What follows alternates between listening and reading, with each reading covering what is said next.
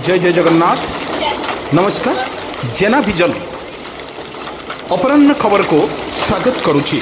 आसतु जीवा किसी गुरुत्वपूर्ण घटना पर नजर पकेवा पूर्व कौन रही आज अपराह्नर पाणीपागर सूचना। आसतु पूरा वीडियो पर नजर पकई नवा। हाँ दर्शक बंधु, बर्तमान सारा ओडिशा रे लगी रही गरम ही गरम अस्तव्यस्त करुच्ची मनीष जीवन।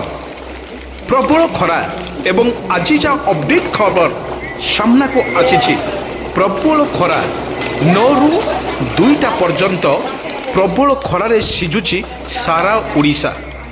दर्शक बंधु आमे कही रखुचु आपण मानकु आपणकर जदि अर्जेंट काम थाए तो आपण निश्चित पदा को बाहरंतु। जदि आपणकर किछि काम नाही ताहले अजथारे खरार जातु ना। एवं सरकार तरफरु बा पाणीपाग विशेषज्ञ तरफरु बा आईएमडी सूचना देछि आपण अजथार बाहर को बाहरंतु नाही।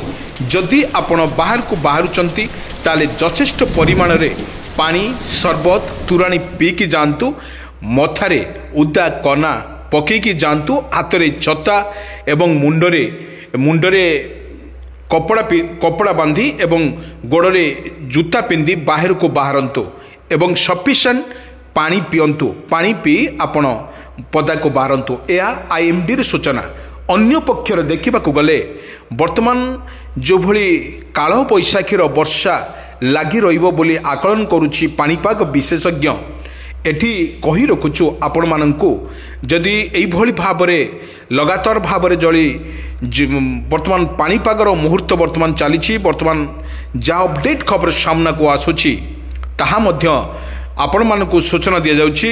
जो भली भाबरे ओडिशार गरम वर्षा झांझी पवन रे बहुची एवं ताहाको प्रतिहत करिवा पाई वर्षार आवश्यकता निहाती अछि।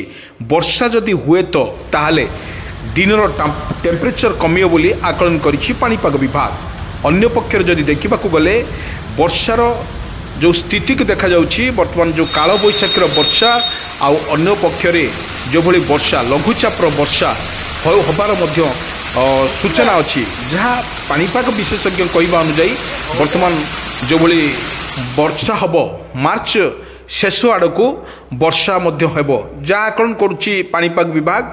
होली रे काँ भाँ गोटे दीटा जिलार मध्य वर्षा हब बोली सतर्क सूचना जारी करिछि पाणीपाग विभाग विज्ञान केन्द्र।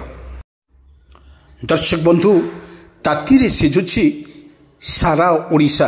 40 डिग्री टपिलानी तापमात्रा 3 दिन में जलिब पश्चिम ओडिशा। राज्य में बढ़ुछि पारदर स्तर। तापमात्रा वृद्धि सह असंभाल ताती देखा मिलुछि। उपकूल एवं सबुठी ताती थिबा बेले जलुछि पश्चिम ओडिशा। होली रे भी टाई टाई खरा हेबो।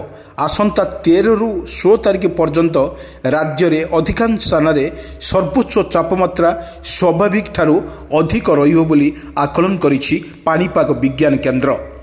दर्शक बंधु, आमे कही रखुचु राज्य में 2 ରୁ 4 डिग्री सेल्सियस रे पारद आज प्रबल खरा सांग को गुळगुळी नहीं पाणीपाग विभाग आकलन करिछि।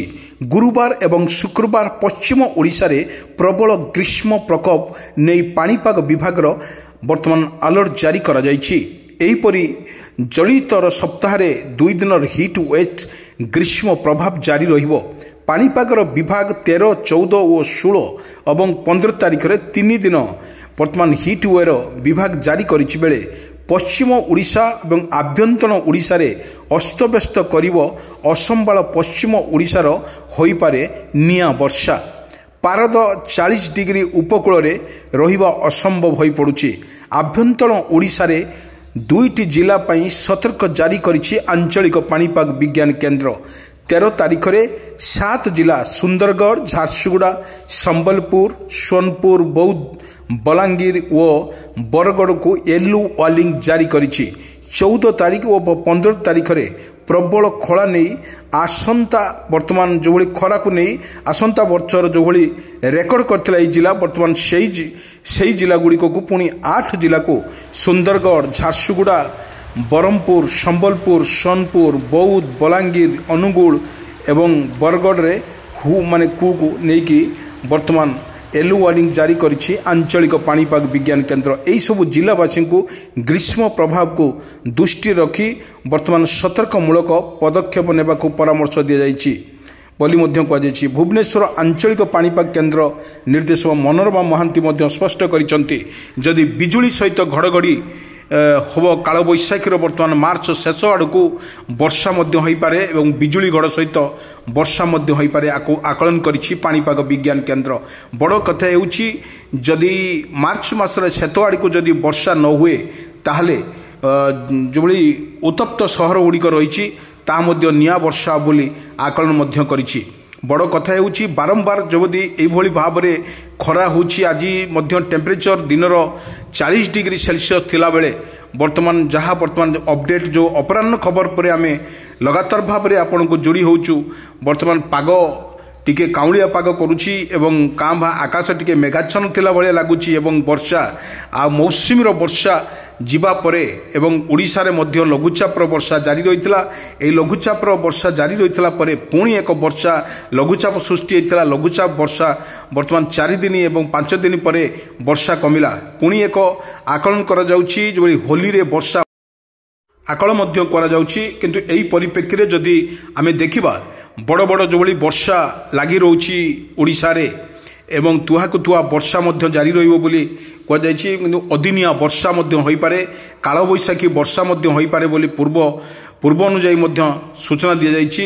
एठी लोकमानंकर कोछि व्यस्त होबार आवश्यक नाही। जदि लघुचाप हुए ताहले लघुचाप हवाटा स्वागत कारण ग्रीष्म प्रभाव वर्तमान जारी रही सारा ओडिशा रे सबुठी गरम ताती सहित गरम अनुभूत होतुवार देखा मिली एवं ताहा जदि लघुचाप ची सृष्टि हुए अन्य पटे पूर्वाह्न बारे 11 रु अपराह्न 3:30 भितर जेभली भाव में संभव घर पदा को न बाहरिबा पई परामर्श मध्य दि जाइछि।